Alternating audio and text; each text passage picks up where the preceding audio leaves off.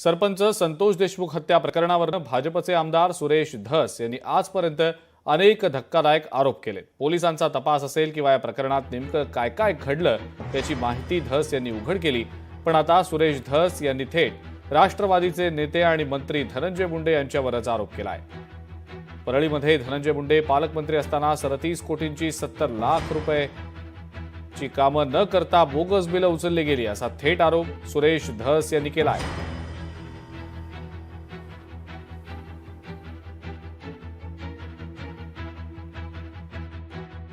सन 2021-2022 अंतर्गत यावेळेस कोण पालकमंत्री होते?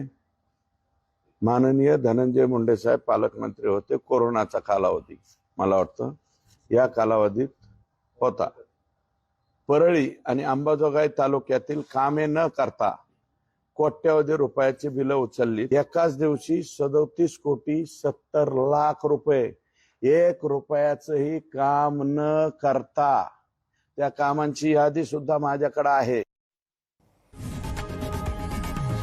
लोकशाही मराठी ऐका, पहा, जागरूक रहा।